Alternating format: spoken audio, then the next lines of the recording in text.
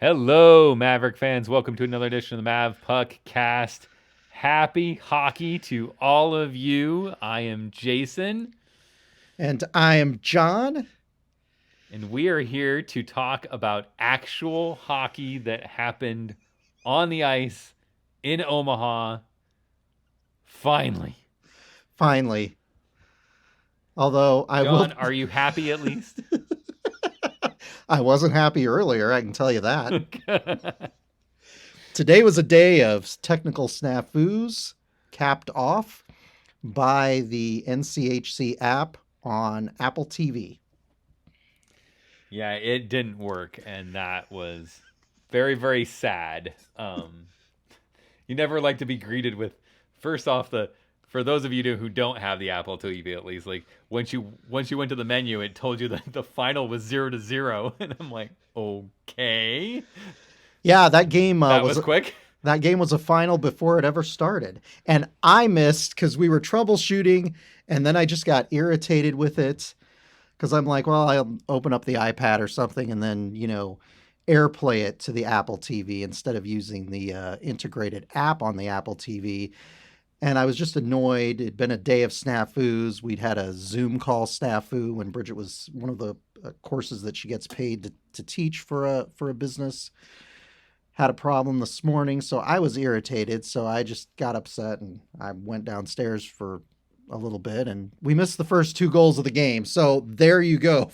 This does not happen. This does not happen, by the way, when we get to go watch UNO games at Baxter Arena in person. So I guess I'm on the hook to talk about the first period then. Yeah, most of the first period. I watched the latter part of the first period, but I missed the first goals of the game. So Well, the first one wasn't good for us Mav fans. That was Kobe Bender on just a fumbled play, and this is kind of unfortunately goes back to what we've talked about with the Mavs the last few years, is just not sharp on getting the puck out of the zone, moving the puck through, finding open space. They struggled with that, I think, really all game, kind of, which is expected. First game of the season.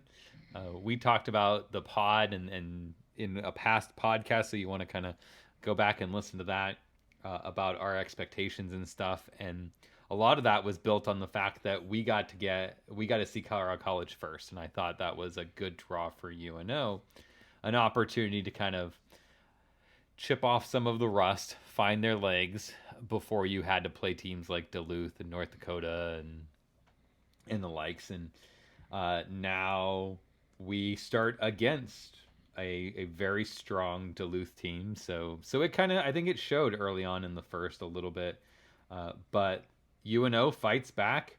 A few minutes, about 4 minutes later, and Nolan Sullivan gets a goal, opens up the scoring for the Mavs. The UNO was really successful in the first period. Both goals that they get in the first period are really behind the net to out front. They're back to forward kinds of quick plays that really force a goaltender to be strong in their positioning. And we were able to find the net on both of those. So unfortunately, they struggled to get that same chemistry in the second and the third period, but it seemed to work at least in the first. So first goal by Nolan Sullivan, second one by Martin Sundberg. Sundberg assisted on Sullivan's goal, and Jack Randall, freshman, gets in on the mix with Sundberg's goal. yeah, that was great. We have some new look lines this season, obviously with the influx of new players as we do every season. So it's always exciting to see what the coaches will come out of the gate with.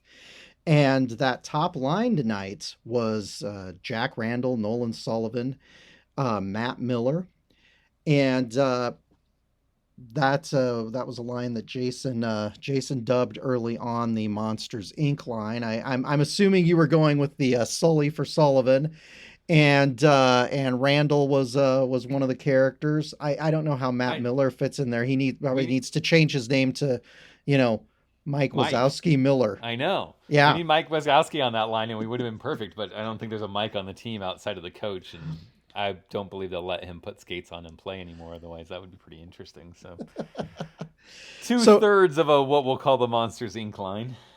yeah, absolutely. And Sundberg did look good tonight, and he was a player that we talked about quite a bit last season, who had started to come into his own. He's one of the kind of the handful of transfer players that they've gotten through the transfer portal at UNO the past couple seasons. And I will tell you, Mike Gabinet has had really good luck with those types of players. When you think of a guy like Conley, you think of Martin Sundberg, and now you look at two other players, Jack Randall and Johnny Tyconic, who all of those guys looked good in tonight's, or I guess this afternoon's game against Minnesota Duluth. They contributed. It certainly gives a new look to the Mavs, and that's a welcome sight. And we had talked about again in a prior podcast about how these guys coming in really needed to be competitive. They needed to be productive for UNO if we're going to really kind of stand a chance to have a good season and place high in the conference. With what we've got in right now, you've got North Dakota, Duluth, and Denver, all top 10 teams in the country, depending on which pundit you talk to. I've seen all three of them in the top 5. So it's never been an easy conference. It's not going to be an easy conference. I think that's one takeaway from the game is regardless of the fact that UNO loses in the end, they hung with them. They fought. They were leading through the second period into the third. So it was 2-1 going into the third period, and I felt really good at that point about UNO's chances. And then they give up 3 unanswered goals in that period. And one of the things that I was, obviously I was texting you, and I was texting my friend Greg McVeigh, who many people know is as Krutov, who is the Mav Boney driver at UNO hockey home games and has been for many, many years now. He was talking about how, if you looked at the team through those first 2 periods, I mean, they really looked defensively accountable in the neutral zone. They weren't giving up those odd man rushes. They weren't allowing Minnesota Duluth players to get behind our skaters. That changed in the third period, and I think you would agree that the play became a bit more sloppy as the period went along. I wasn't as optimistic in the third, and I think a lot of that's just because of how the second period ended. I think looking at the play and then to see Taylor Ward take what I felt was a pretty untimely interference call, and then Smallage just 10 seconds later, I think it was a weak call. I don't know how as a referee you look at that and say that's a cross check. I mean, that kind of thing happens 100 times in a game and they don't call it, and then all of a sudden you're going to pull your whistle out for that. I thought, especially with the team skating at that point in time 4-on-4, I just felt that was a poor call. But as Smallage goes, like, you can't put yourself in that position. You got to know that you can't use your stick to skate into a player, because there's that potential that it does get called, and unfortunately it did. And that was my concern, is we're sitting 2 in the box. Depending on how things go, you've got to expect a 2-man advantage at some point for Duluth, and that's what they got. And when they got it, they buried it. And yeah, that's not the type of situation UNO wants to be in. And we've talked about that before with this team. Obviously, when you're dealing with a lot of young players and a team that hasn't had a lot of success, you've got to find a way to be disciplined when you're, nursing a 1-goal lead. And you've got to find ways to essentially shut down and stymie your opponent. And when you give up those, like you said, some of those kind of cheap penalties, it puts you in a bad situation, and it can turn the momentum, on a dime.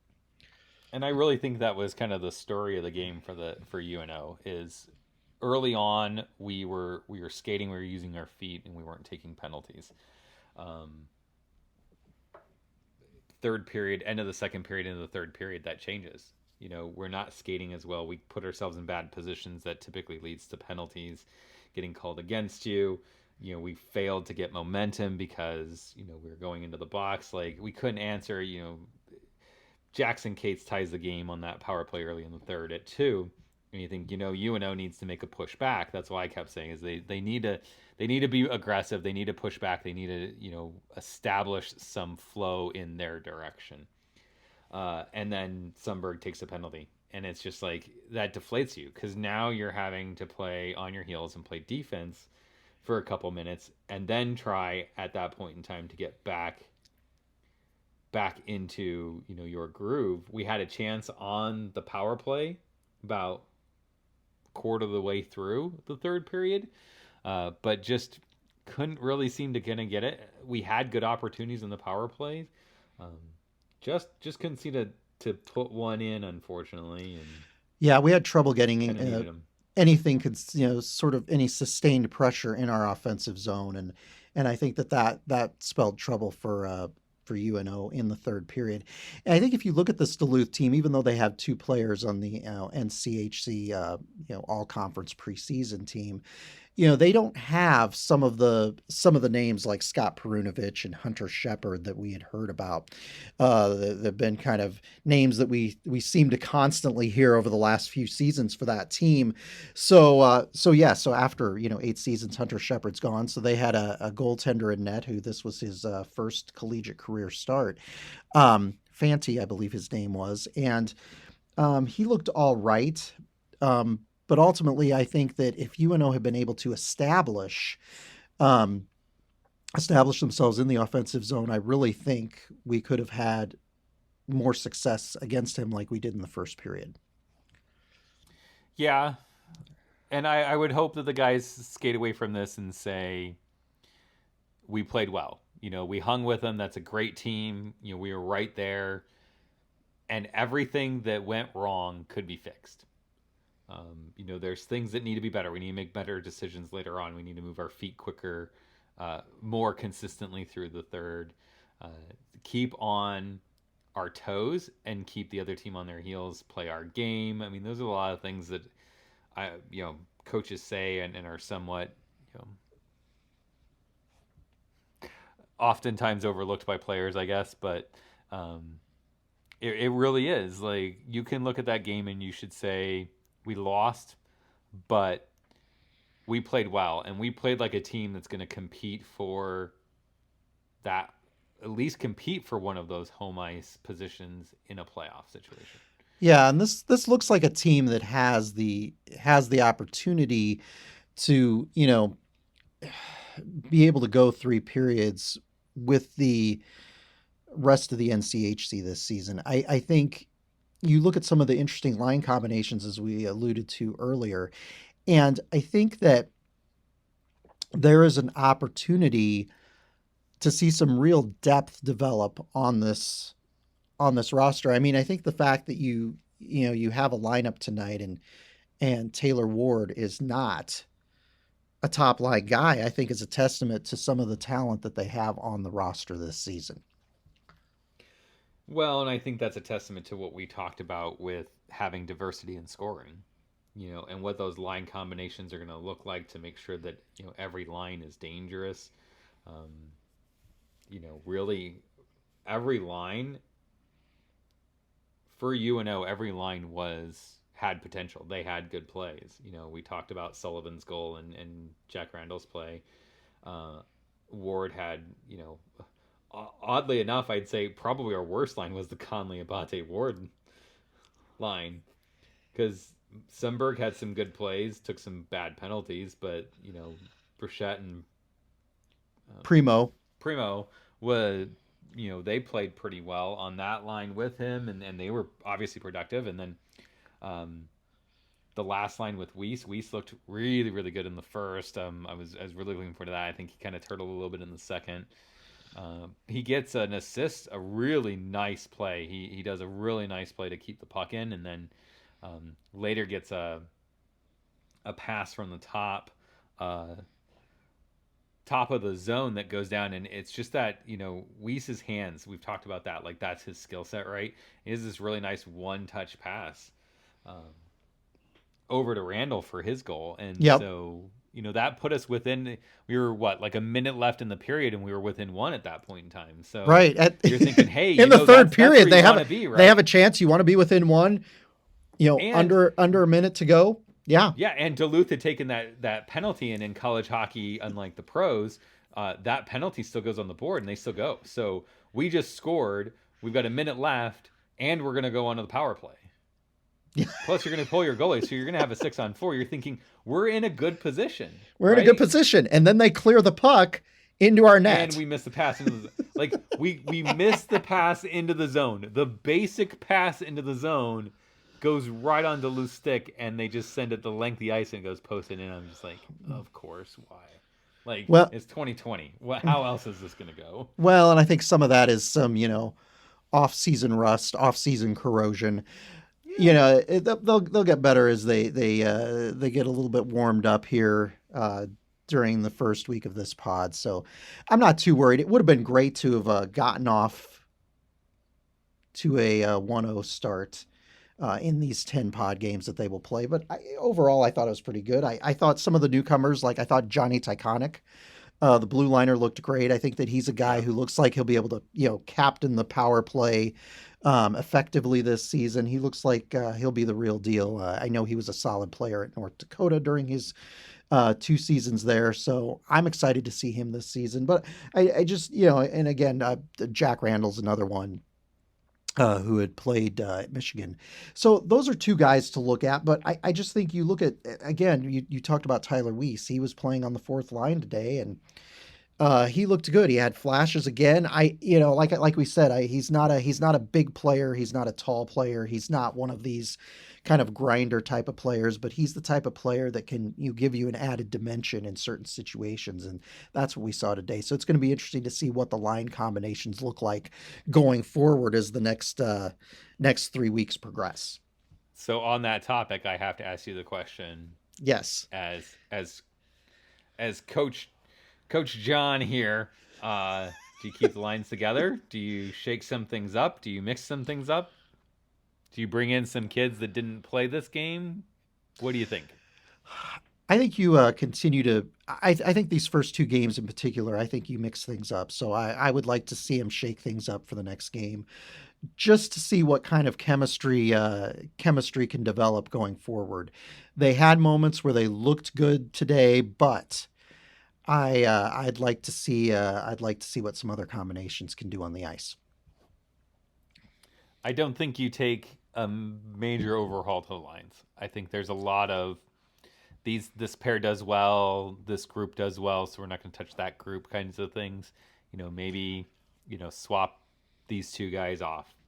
Swap these 2 centers, swap these 2 wings, type of thing. I wouldn't change a whole lot. Defensive pairings looked pretty good.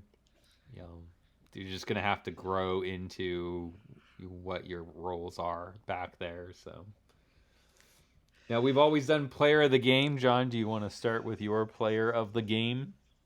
Well, I think my player of the game is pretty obvious because I think a lot of people will have this guy as player of the game, but I am going to go with Martin Sundberg on the night. I got to tell you, this is a guy who, we didn't know if he was going to, kind of blossom into the player he's become. We thought maybe he might be, something of a journeyman type of player. And he is really, last season in particular, he really came into his own. And so he had a good outing tonight. And I was excited to see that. A goal and an assist, right? Correct. Yep. Good night for him. So, yep. And two penalties that we did not like. So there's room for improvement. Don't want to take the dumb penalties, but yeah, on the offensive side of things, good night for Martin Sundberg. So I'm happy to see the senior have success. Good night for him. So he is my player of the game, obviously an obvious one. I'm looking forward to Jason coming up with something a little bit more avant-garde here. Yeah, I'm a little torn because I had a couple guys on my list that I'd like to give shout outs to, but we can only pick one player of the game. So I'm gonna actually go someone who didn't have a point tonight, Okay. but I'm gonna give him a call. I think Johnny Taconic. Yeah. Uh, I mean, to step into a new team, um, I think it gets overlooked. They talked a little bit about the broadcast about how North Dakota was behind UNO's net watching the games, and for him coming from North Dakota, that could get in your head. That could put a lot of stress on you, right? Uh, and I thought he handled himself really well. His play impressed me. Smart defenseman. I think that he was a good pickup for UNO, and even though he doesn't get on the scoreboard, I think he was probably one of our better defenders from what I saw, just in his consistency and his movement to the puck and awareness of what's going on the ice. So I'm gonna toss him my player of the game. Yeah, I think he looks like he's going to be the real deal for UNO, and I think this is an opportunity with this team in particular. When you look at our decor and you look at some of the struggles that we've had the past couple of seasons, I think he's going to be a really important part of the team this season.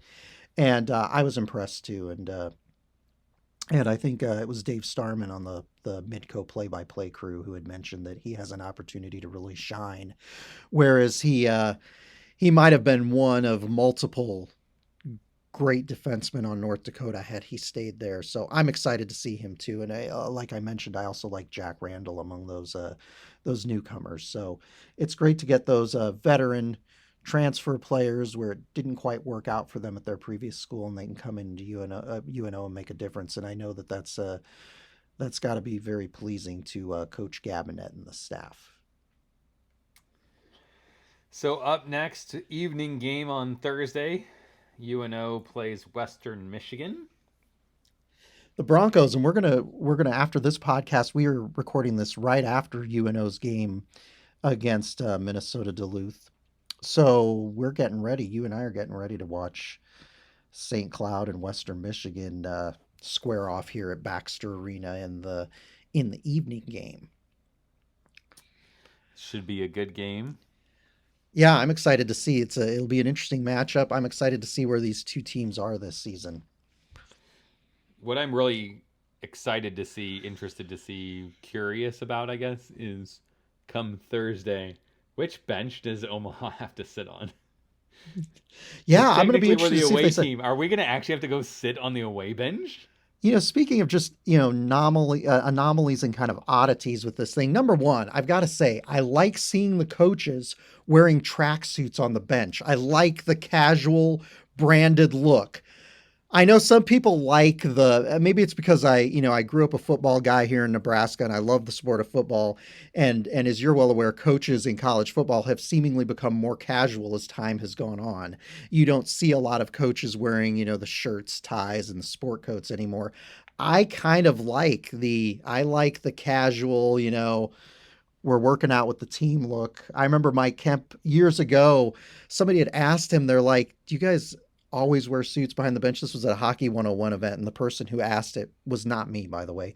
The person who asked it was somebody who was unfamiliar with the game and was like, "Do you guys ever wear anything else like like polos and khakis and that type of thing?" And Mike Kemp was like, there was one game where we all decided to wear tracksuits together, and it did not go over very well with people, so we did not wear them again. But I kind of liked the look. I thought that was interesting. I was not a fan of the St. Cloud players who were warming up for the evening game, tossing around the football, kicking around the soccer ball in what's normally the student end at Baxter Arena while play was going on. I thought that was a little distracting as I was watching the game broadcast. I'm like, I think that might have annoyed UNO having that at their shoot twice end, but who knows? I don't know.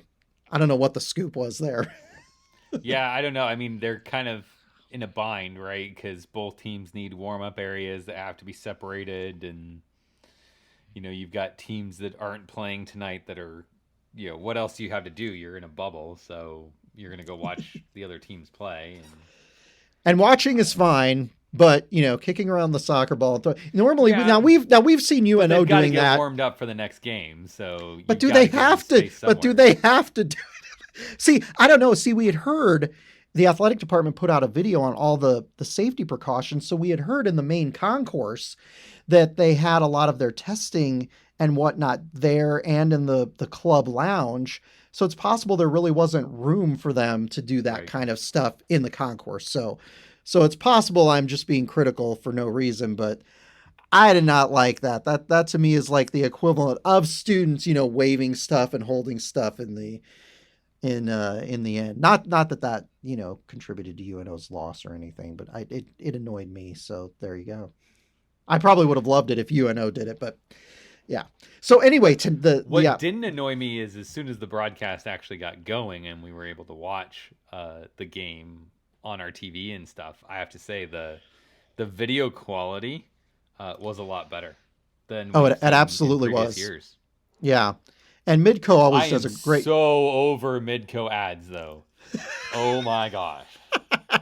I love the one for this ice fishing resort where they had, these great amenities like, working lights in the little, which I'm sure that's a big thing when it comes to ice fishing. But I got to tell you, every time I saw a commercial for ice fishing or something in the cold, in the ice, and in the snow, it made me want to move to Phoenix and become an Arizona State Sun Devil hockey fan. It really did. I'm like that. No.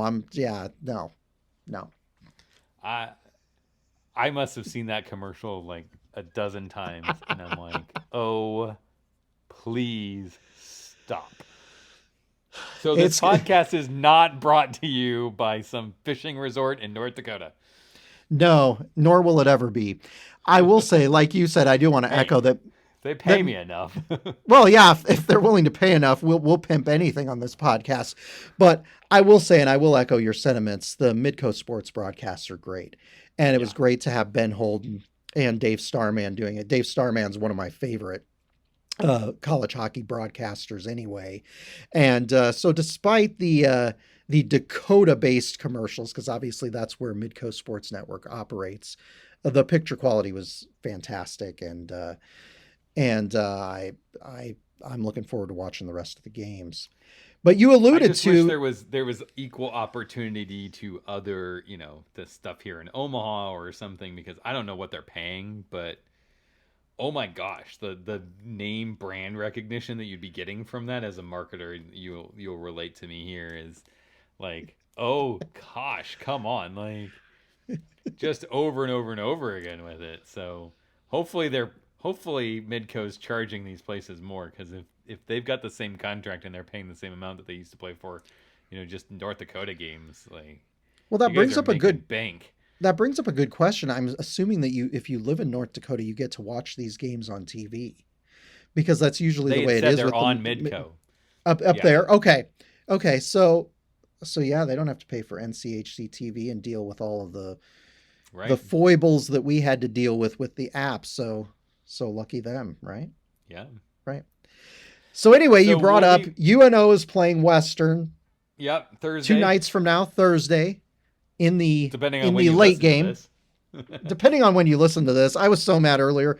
I was like almost not going to record a podcast. So it's amazing we got this. And then Jason was just like tweeting things when people were calling Martin Sundberg Sonny. That was driving me nuts. And then he replies with 3 apples, because we had talked on the podcast either last season or the season before about how apple is a reference to an assist in hockey. And I think that is a ridiculous term too. So Sonny and apples are, yeah. And I could tell you were just trying to like needle me today. You already knew I was in a bad mood. So thanks a lot for that, dude.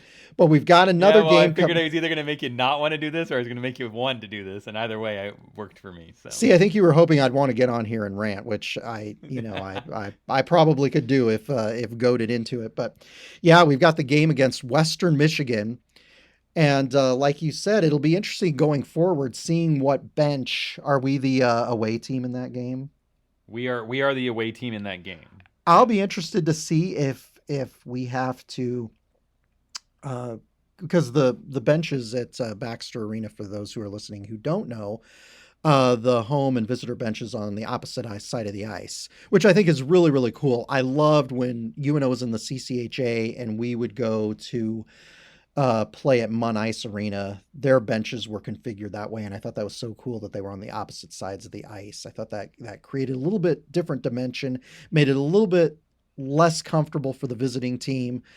So I'm going to be interested. I'm also going to be interested to see if we're wearing our black jerseys at home, which, as you know, we don't have a very good record in black jerseys. Remember that season when we wore black jerseys? The conference wore black jerseys at home, or they wore dark jerseys at home. Ours happened to be black.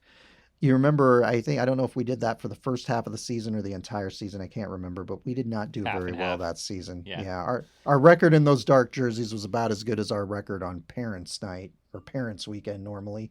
We just don't do particularly well. So it'll be interesting to see, Jason.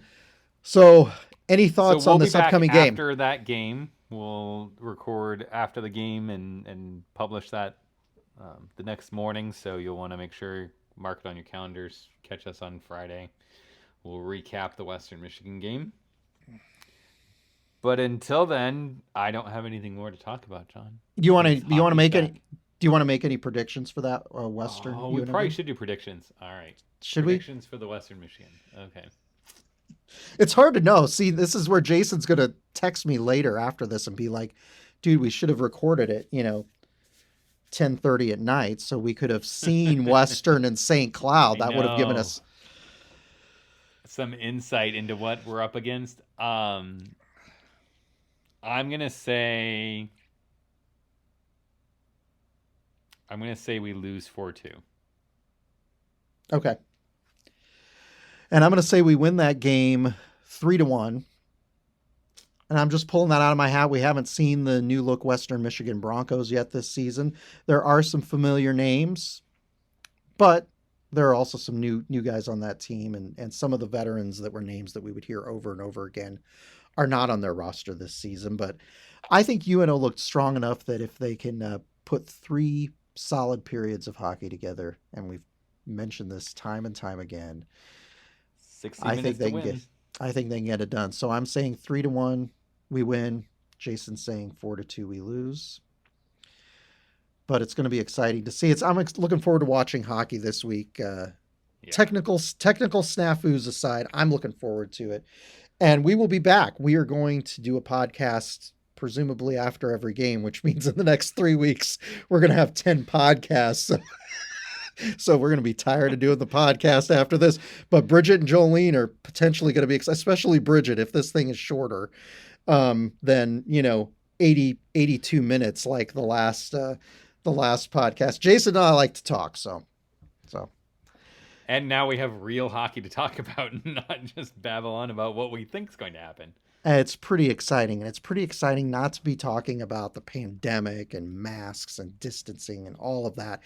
It's nice to be talking about some hockey on the ice, and I'm just sad that we can't be there, because as I was watching today, I'm like, you know what? I wouldn't have to deal with app problems on my Apple TV if I were able to go watch in person. But alas, we're not able to do that. But this is cool, and this is the kind of thing. It would be kind of fun if they did like an early season, like all in one place kind of tournament deal every year with the teams. It wouldn't necessarily have to be 10 games per team, but it would be cool if they did something like this every year, because this is kind of a fun deal to kick off conference play. So I'm looking forward to watching the rest of these games, and I know you are too. So we will leave you all be and enjoy watching these games. Take advantage of it. If you don't have NCHC TV, subscribe and tell them UNO is your favorite team, so they get that portion of the revenue, because that's the way the revenue sharing works. And until next time, which should be a couple of days from now, go Mavs. Go Mavs.